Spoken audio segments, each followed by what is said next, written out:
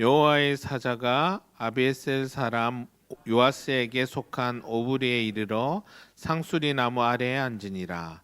마침 요아스의 아들 기드온이 미디안 사람들에게 알리지 아니하려 하여 믿을 포도주 틀에서 타작하더니 여호와의 사자가 기드온에게 나타나 이르되 큰 용사여 여호와께서 너와 함께 계시도다 하매. 어제 꿈을 꿨습니다. 새벽에 깼는데요.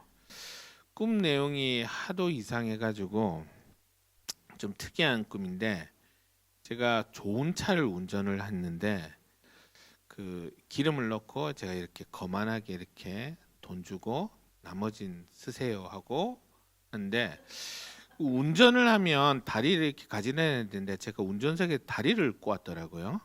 다리를 꼬았는데 브레이크를 밟아야 되는데 다리가 안 풀려가지고 브레이크를 못 밟아서 차를 한 세 대를 막 이렇게 치고 이렇게 큰일 났다 이러는데, 그래서 이거 어쩌지 하는데, 그러다가 갑자기 박다솜 선생님 병문안을 가서 이렇게 나오면서 자수하겠습니다 하고 이렇게 꿈이 끝났어요. 그래서 아침에 챗GPT한테 이게 무슨 꿈이야 하고 물어봤더니 예지몽일 수 있다, 자만하지 말고 겸손해라는 뭐 그런 의미일 수 있다.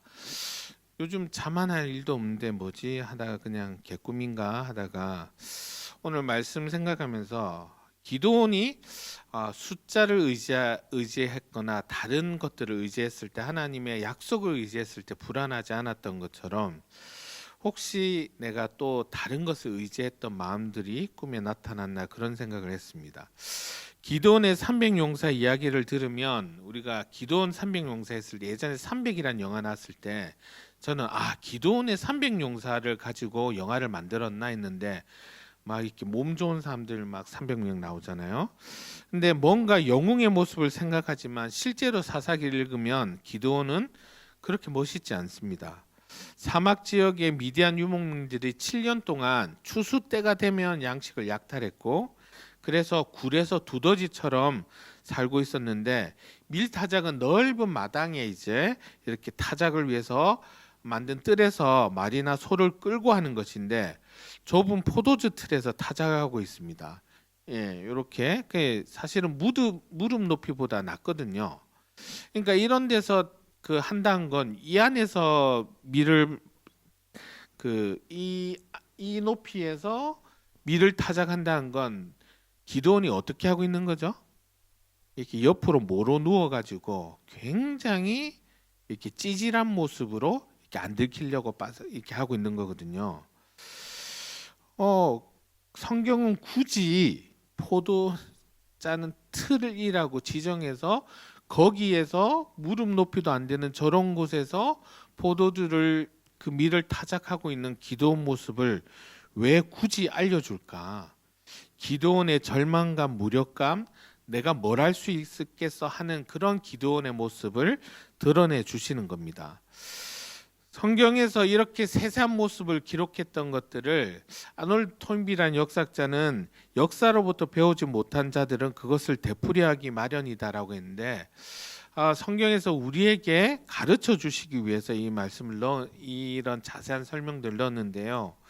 의인은 없고 다 같은 죄인이고, 그런 그를 열심히 그의 열심이 아니라 하나님의 열심히 변화시켰다는 것을 보여줍니다. 죄송합니다. 그러므로 너도 너와 함께 계시는 주님을 바라봐라.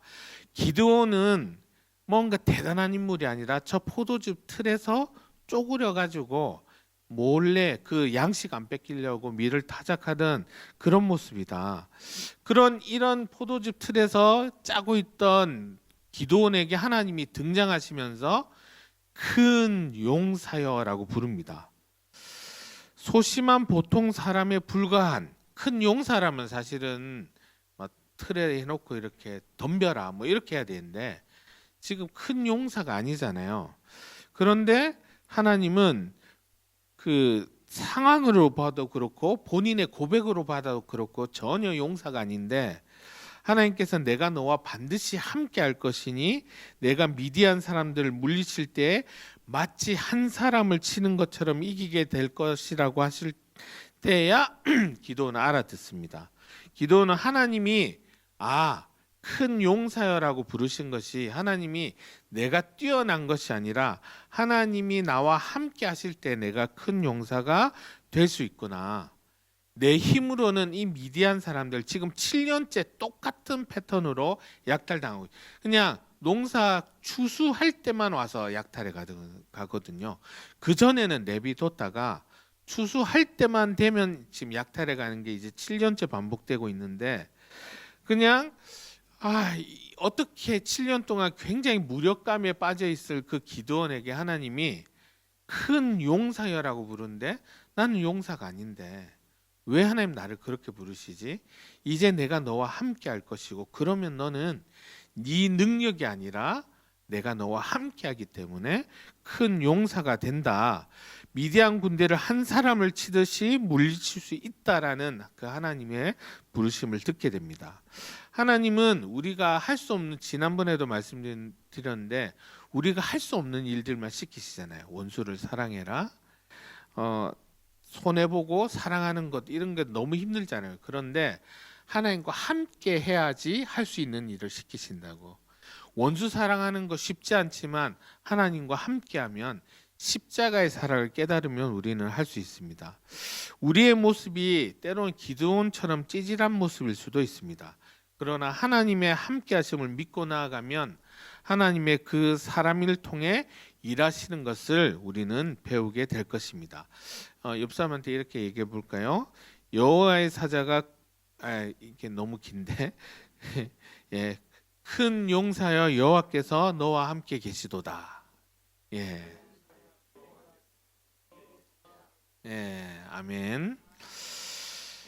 우리가 하나님의 함께 계심을 믿으면 이제 두려울 게 없어져요. 저 이제 어릴 때 저희 집에 슈퍼 가기 전에 이렇게 무덤 하나가 있었거든요.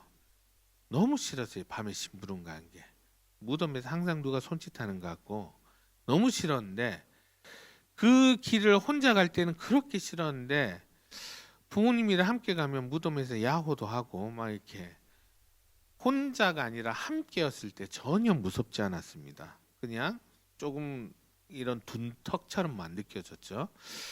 기드온이 함께 하신 주님을 경험했을 때 더 이상 두려움에 빠지지 않았습니다. 근데 그럼에도 불구하고 이 과정 속에서 기드온은 하나님의 부르심을 받았음에도 불구하고 하나님이 다듬어 가시는 그 삶의 여정이 있었습니다. 그는 아직 하나님의 그 부르심만으로 확신하지 못했는데요. 6장 36절에서 40절 말씀을 우리가 같이 한번 보도록 하겠습니다. 제가 읽겠습니다. 기드온이 하나님께 여쭈되 주께서 이미 말씀하신 같이 내 손으로 이스라엘을 구원하시려거든 보소서 내가 양털 한 뭉치를 타작마당에 두리니 만일 이슬이 양털에만 있고 주변 땅에 마르면 주께서 이미 말씀하신 같이 내 손으로 이스라엘을 구원하실 줄을 내가 알겠나이다 하였더니 그대로 된지라. 이튿날 기드온이 일찍 일어나서 양털을 가져다가 그 양털에서 이슬을 짜니 물이 그릇에 가득하더라. 기드온이 또 하나님께 여쭈되 주여 내게 노하지 마옵소서 내가 이번만 말하리이다 구하옵나니 내게 이번만 양털로 시험하게 하소서 원하건대 양털만 마르고 그 주변 땅에는 다 이슬이 있게 하옵소서 하였더니 그 밤에 하나님이 그대로 행하시니 곧 양털만 마르고 그 주변 땅에는 다 이슬이 있었더라. 자, 양털 뭉치를 통해 하나님께 제안을 드린 장면인데요. PPT 넘기시면 우리가 탈지면 요만큼의 양털로 생각하는데 그 당시에 양털은 양 한 마리를 잡으면 나오는 양털의 양이거든요. 그러니까 그 양털에 저 양이 물에 젖는다는 건 그냥 우리가 이 물컵 하나 정도 했고 저 정도면 그렇게 적잖아요. 이 양털은 그 양 한 마리에서 나오는 양이기 때문에 저거를 적시려면 굉장히 많은 물을 부어야 됩니다. 사실은 기도는 하나님께 하나님이 아니면 하실 수 없는 제안을 드리고 그냥 이슬에 젖는 정도로 아니라 저 양털은 이슬로 젖을 수 없거든요. 그러니까 하나님, 이거는 분명히 하나님만 하실 수 있는. 두 번째는 이 양털은 마르고 주변은 젖어 있는 그런 굉장히 이런 장면들을 하는데, 저는 이 부분 보고 의아했거든요. 하나님이 말씀하셨잖아요. 근데 그 하나님의 말씀에 순종하지 않고 하나님을 테스트하는 기드온. 이것도 좀 버릇없는데 그것에 그대로 응하시는 하나님.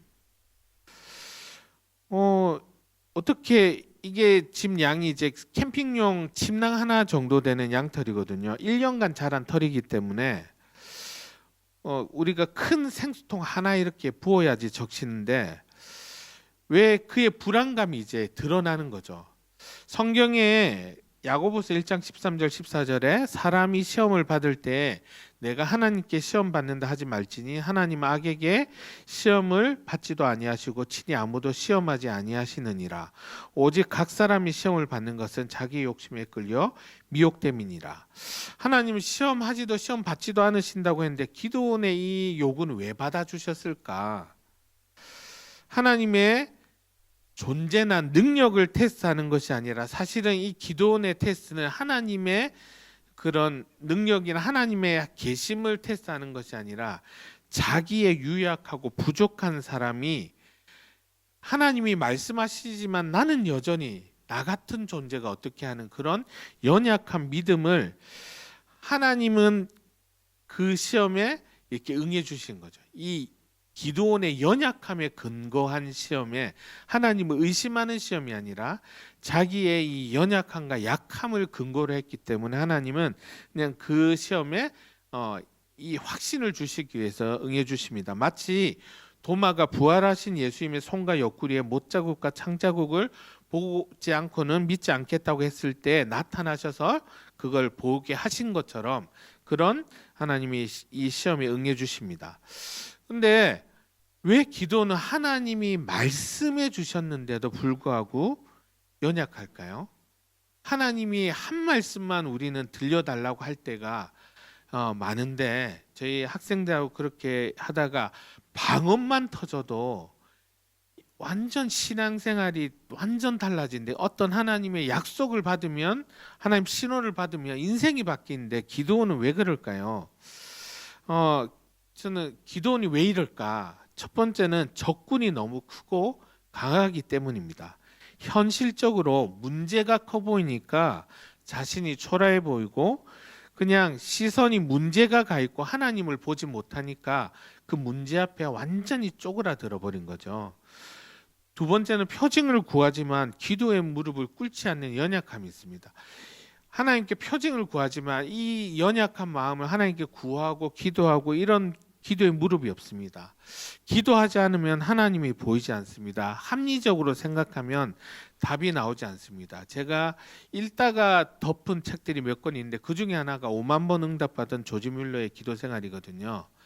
읽다가 이제 내용이 똑같아요. 문제가 생기고 기도를 하고 응답이 되고 문제가 생기고 기도를 하고 응답이 되고 그 패턴으로 가니까 이제 중간쯤 읽으니까 아예 또 문제가 터지겠지. 2,000명의 고아를 아무에게도 도움받지 않고 키우니까 문제가 터졌네. 기도하겠지. 기도하네. 응답하시겠지. 아이고 응답하네. 그러니까 재미가 없는 거예요. 이제 뭔가 버라이어티 극적인 게 없고 문제가 터지고 기도하고 응답받고 재미가 없어서 안 읽었거든요. 그런데 기도 수첩 우리가 금식 수련회 가면 100가지 기도 수첩 하는데 제 기도 수첩 100가지 된 거 이렇게 찍 긋는 거 할 때 너무 재밌는 거예요. 이것도 응답됐네. 이게 내 기도 제목 응답받은 건 진짜 재밌구나. 남 거는 별로 재미없는데 그래서 예전에 어떤 교회에서 조지 뮬러 얘기로 이렇게 설교를 했더니 성도들이 와 역시 조지 뮬러 뭐 이렇게 역시 5만 번 응답받은 사람. 그래서 그 다음 주에 현수막을 바꿨어요. 조지 뮬러 쪼잔한 놈 5만 번을 다 세다니 우리도 지금부터 셉시다. 5만 번 응답받은 조지 뮬러 하니까 뭔가 조지 뮬러만 특별해서 5만 번 응답받은 것처럼 여기는데 사실은 지금 나도 세기 시작하면 하나님이 그만큼 응답하신다는 것들을 우리가 기억해야 됩니다. 기도 가운데 나아갈 때 문제를 해결하시는 하나님을 만날 수 있습니다. 38절에 보면 그대로 된지라. 그대로 된지라. 그 요구에 하나님이 그대로 응답하십니다. 하나님의 뜻을 알면 순종해야 되는데 기도는 계속 검증합니다. 양털 가지고 응답이 그대로 됐잖아요. 자기가 요구한 대로. 그런데 패턴을 바꿔서 또 요구합니다. 우리의 모습 같지 않습니까? 응답하셔도 하나님과 동행하는 확신이 없으면 계속해서 우연히 이번 한 번만 들어주신 거 아닌가?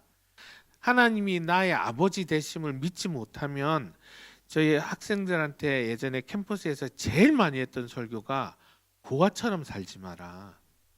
하나님 아버지라고 기도하고 하나님 아버지라고 찬양하고 하나님 아버지 아버지 부르면서 살아가는 모습 보면 아버지 안 계신 고아처럼 내 힘으로 내 노력으로 살아가는 것처럼 살아간다.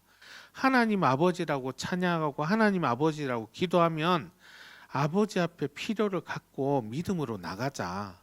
그런 얘기를 많이 했습니다. 그 동행하시는 하나님의 동행하시고 기도에 응답하시는 그 확신이 없으니까 이 기도는 응답이 되었는데 그대로 되었는데도 불구하고 여전히 의심하고 있는 모습들을 보게 됩니다.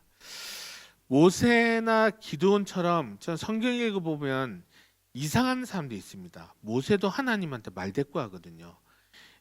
막 이렇게 말 잘하는 사람 보내십시오. 기드온도 말대꾸하잖아요. 확신이 없는 하나님과 동행하시며 확신이 없는 사람들은 하나님이 약속을 해도 계속 검증할 수밖에 없다는 것들을 보게 됩니다. 우리는 어떻습니까?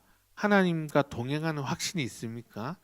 무디 이제 부흥사 무디의 성경에는 TS가 이렇게 많이 있었대요. 성경 전체에. 그게 뭐냐면 이 말씀을 테스트 살아보니 사실이었다. 진짜였다. 그래서 이 말씀을 이대로 내 말씀대로 살았더니 사실이었다는 표시가 성경에 그득그득 있었다고 합니다. 우리도 하나님의 말씀대로 살아보고 그 말씀이 우리의 삶에 이루어지는 그 확신을 가지지 않으면 기드온처럼 그대로 되었는데도 불구하고 다시 양털 가지고 시험하는 모습이 될 수 있습니다.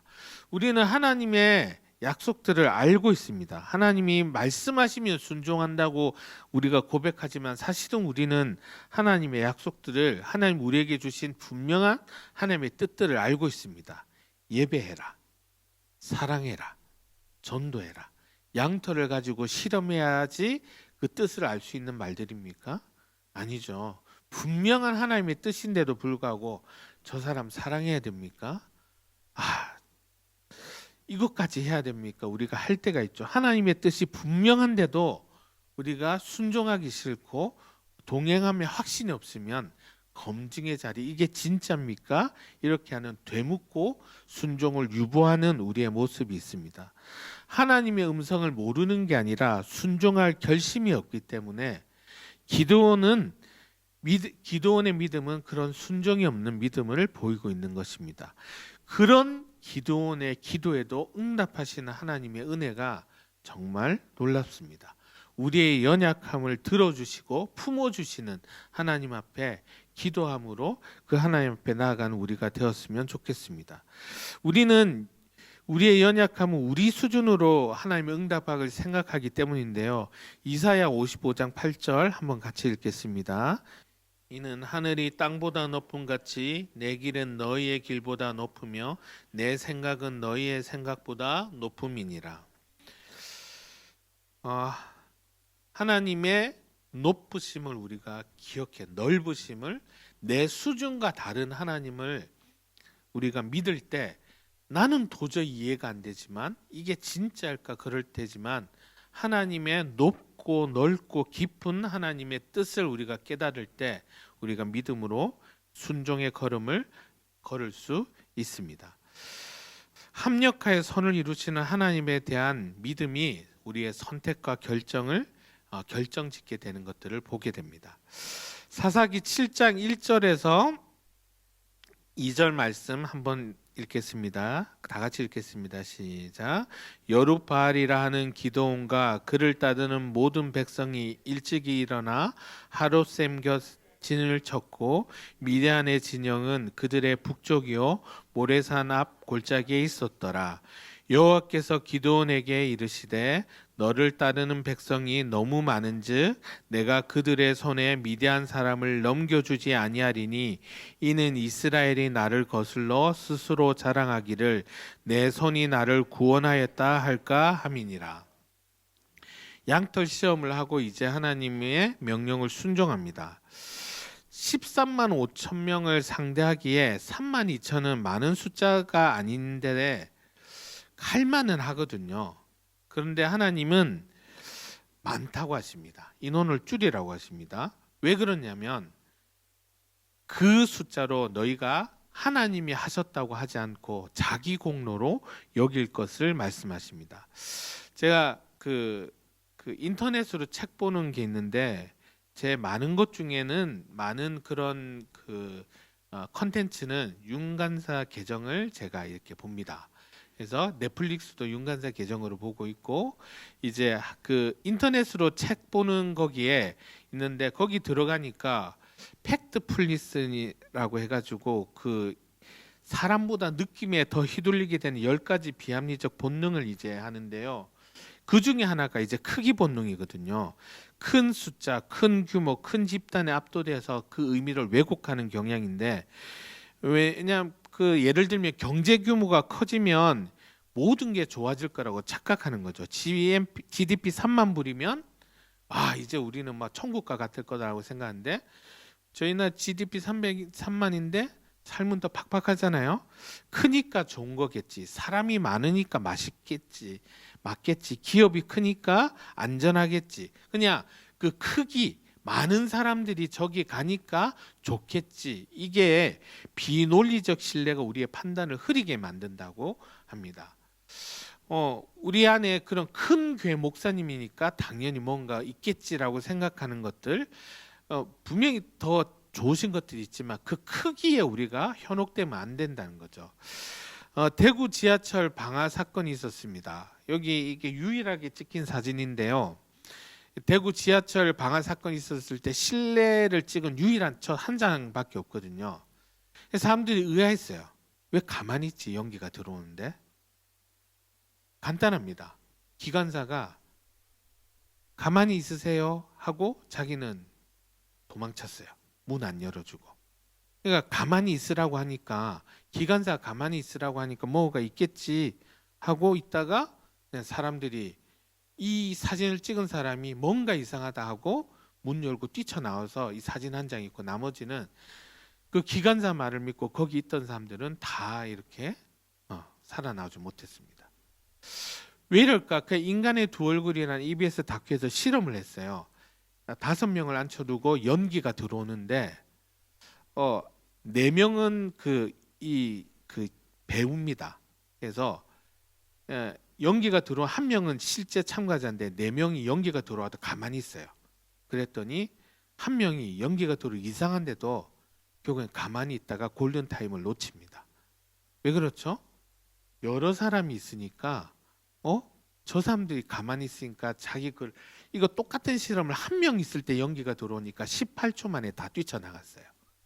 근데 여기에 여러 사람이 있는데 이 사람들이 가만히 있으니까 그 크기 본능이죠. 내 의견은 이제 여기서 나가야 되는데 이 사람들이 가만히 있으니까 뭔가 이유가 있겠지 하고 가만히 있다가 그 시간을 놓쳐버리게 된다는 거죠. 두 번째 실험을 합니다. A, B가 막대기 실험인데 A가 분명히 짧거든요.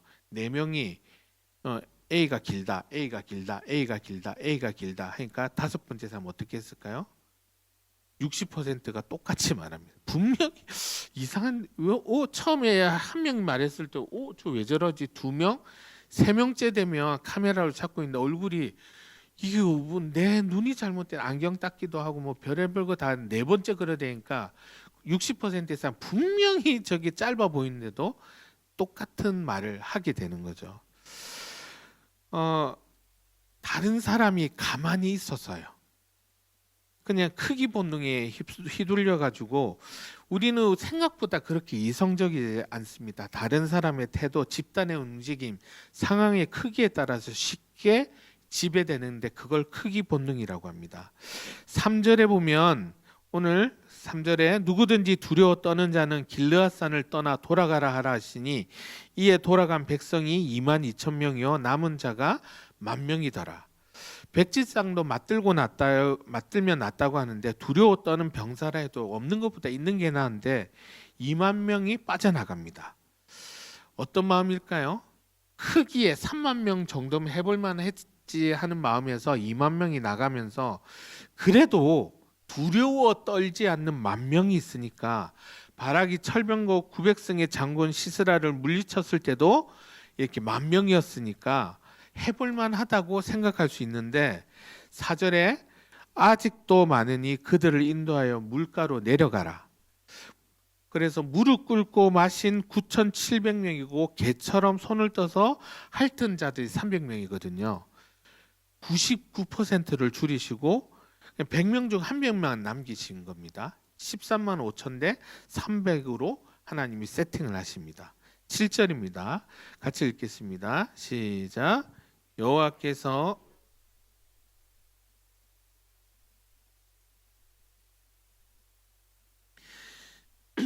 김지찬 교수나 이재철 목사님 이 부분을 제가 찾아보면서 왜 300명을 뽑았을까 했는데 이분들이 그렇게 하더라고요. 이건 정예 부대를 선발하는 방식이 아니다. 손으로 물을 떠서 핥아 마시는 모습은 군인다운 모습과 거리가 멀다. 300명을 무슨 역전의 용사로 여기지 마라. 하나님이 그 300명을 뽑은 것도 그 중에서 적은 사람들 뽑은 거지 뭔가 300명이 특별한 능력 있는 걸로 여기지 마라. 그 뽑는 선발 방식이 그런 정예 병사를 선발하는 방식이 아니다. 하나님의 일은 인간의 수나 힘이 아니라 소수에 순종하는 사람을 통해 이루어지는 것을 보여주고 있습니다. 칼과 창으로 싸우는 전쟁이 아니라 여호와가 일하심을 보여주기 위해서 300명을 남기셨기 때문입니다. 우리도 연약하고 평범한 사람들이잖아요. 그런데 하나님이 우리를 사용하십니다. 전능하신 하나님이 우리를 사용하면 우리의 연약함에도 불구하고 하나님의 전능하심이 우리의 연약함을 뛰어넘어서 역사하십니다. 하나님은 우리를 통해 일하시지만 우리에게 제한받지 않으십니다. 기드온의 300용사의 이야기는 전적으로 하나님을 의지하는 삶의 순간이 있고 그때 하나님이 어떻게 그 인생을 이끌어 가는지 보여주는 것들을 보게 됩니다. 하나님 외에 의존하는 것들을 내려놓고 하나님만 의지할 때 하나님이 어떻게 구원하시는지를 하나님은 기드온의 300용사를 통해서 우리에게 보여주십니다. 그러면 내 삶의 32,000과 같은 것을 하나님 내려놓기를 원하시고 하나님이 붙들기 원하시는 그런 300의 모습은 어떤 것일까요? 내가 크기에 압도되고 뭔가 나를 하나님 외에 내가 안심하게 하는 것들, 그런 것들, 나에게 있어서 32,000은 어떤 것일까요? 하나님 너무 많다. 너 그거 의지하지 마라. 저는 그 경험이 제 이제 간사 시작해서 첫 적금 타던 날이었거든요. 10만 원씩 2년 넣어가지고 이제 한 300만 원 적금 타는 날, 너무 기뻤습니다. 그때 이 300만 원 갖고 뭘 할까? 이제 나도 장가는 갈 수 있겠다. 그때 하도 돈이 없었으니까 300만 원 있었는데 300만 원 적금 타는 날 하나님이 그때 누가 힘들다고 했거든요. 그 사람 생각나면서 주라 뭐 이런 해서 기도를 끊고 대적기도 하고 이상하다, 이 기도가 이상하다 하고 이제 성경 읽는데 가난한 자에게 주라 해서 성경 덮고 기도 끊고 성경 읽기 멈추고 큐티 중단하고 하나님한테 너무 서럽더라고요. 이거 2년 동안 내가 어떻게 모았는데 하나님 이게 저도 장가도가 이게 뭔가 종잣돈이잖아요. 뭐 이렇게 했는데 그때 하나님이 딱 한마디 하셨어요. 너 누굴 의지하니? 그 한마디에 알았어요 하고 그냥 주는데 그래도 생색은 내야 되는데 모르게 주라. 왼손이 너무 억울했는데 그냥 줬어요. 주고 그 통장 제로였거든요. 돈도 그 지갑도 제로고 그래서 저는 그러면 그 다음 날에 뭔가 통장에 이렇게 하나님이 똑같은 금액을 채워 주시거나 할 텐데 캠퍼스 가야 되는데 차비가 없는데 아무 일도 안 일어나는 거죠. 그래서 장롱 밑에 혹시 동전을 예비하셨나 하다가 안 되겠다. 그 하나님 저 진짜 10원도 없는데요. 저 이러다 오늘 캠퍼스 못 가는데요. 한데 너 돈이 있으면 어떻게 하니? 버스 타러 가죠. 그럼 돈이 있다 생각하고 가라고. 그래서 길에 예비해 놓으셨구나. 이제 땅을 유심히 살피면서 이제 어디쯤에 이렇게 하나님이 지폐 하나를 흘려 놓으셨나 준비해 놓으셨나 하면서 걸어가는데 누가 빵 하길래 뒤돌아보니까 저희 나사렛 중에 한 명이 거기 그 인터넷 깔러 왔더라고요. 그래서 웬일이냐? 이 인터넷 어디 가냐? 캠퍼스 간다. 나 그쪽 가는데. 타라 해가지고 타서 이렇게 가서 내리면서 아유 내가 평소에 후원도 못했는데 하면서 뭐 해가지고 그날 밥값이 해결되고 집에 올 수 있었고 그렇게 한 열흘을 살았거든요. 그러면서 느낀 게 하나님이 나를 책임지시는구나. 내 통장이 아니라 하나님이 나를 책임지시는구나. 목사님도 아시다시피 그렇게 된 재정이 결국엔 결혼할 때 마이너스 500으로 시작할 정도로 돈이 없던 상태가 계속 유지가 되죠. 그때 느낌이 모아봤자 하나님이 털어가신다 뭐 이런 생각이 들어가지고 안 모은다. 그냥 애들 다 쓰자. 맛있는 거 사주고 뭐 이렇게 바뀌었던 것 같아요. 그래도 지혜로운 아내를 얻어서 집도 사고 통장이 주는 편안함 너는 뭘 의지하니? 제가 그때 의지했던 게 그 통장에 그 많은 금액이 아닐지 몰라도 제 평생 처음 그 모은 큰 돈이었거든요. 300. 예. 너는 뭘 의지하니?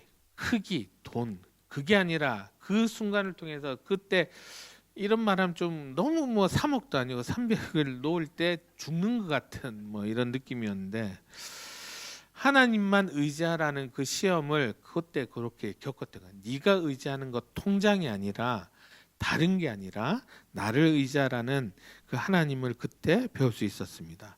출애굽기 19장 6절 말씀입니다. 같이 읽겠습니다.